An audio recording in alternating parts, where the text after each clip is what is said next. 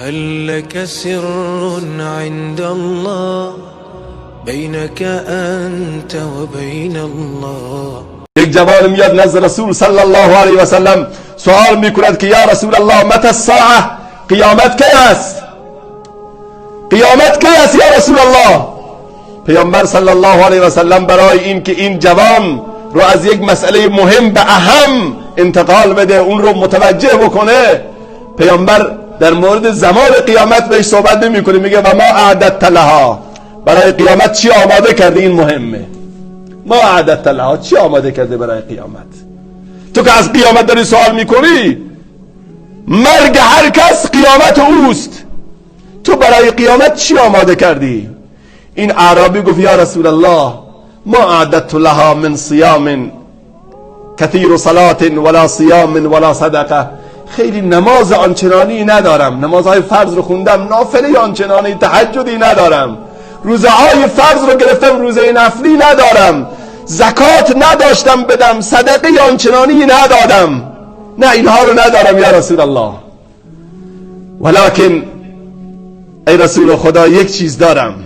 فرمود چی هست؟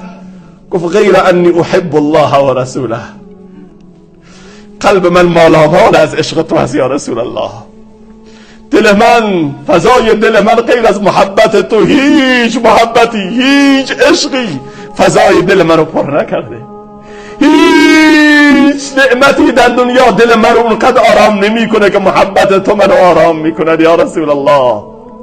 پادشاه سرزمین قلب من تو هستی، تنها حکمران در دولت دل من تو هستی، تنها امید و آرزوی وصال در دل من وصال توست یا رسول الله. تو شمعی و من پروانه، تنها فاتح دل ما تو هستی، عشق تو سرمایه جمعیت است، همچو خون اندر عروق ملت است، تا مرا افتاد بر رویت نظر، از ابو اون گشته محبوب تر، عشق در من آتشی افروخته است، فرصتش بادا که جانم سوخته است یا رسول الله. عشق تو جان منو سوخته،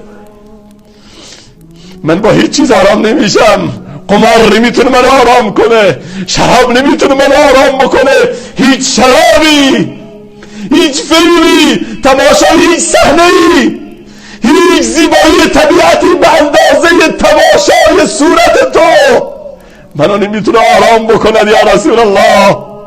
آن حضرت صلی الله علیه و سلم به او فرمود انت مع من احببته، تو نگران مرگت نباش، نگران قیامت نباش، از قیامت پریشان نباش، روز قیامت اون کسی که امروز فضای دل تو رو پر کرده در صحرای محشر در عالم قیامت تو رو رها نخواهد کرد. جوان، سؤال من از تو اینه، از خودم اینه، فضای دل من و تو رو کی پر کرده؟ آیا عشق رسول الله جایگاهی دارد؟ آیا گذاشتیم برای محبت رسول الله چیزی؟ یا اینقدر بازیگرهای هالیوودی و سینمایی اونقدر محبوب دلهای ما شده، عشق به فوتبالیست ها، عشق به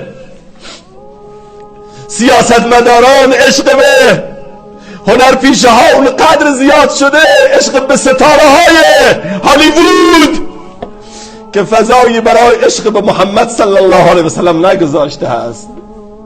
هر کس خودش سرمایه دل خودشو بسنجه که سرمایه دل تو چیه، سرمایه وجود ما چیه؟ عشق او سرمایه جمعیت است.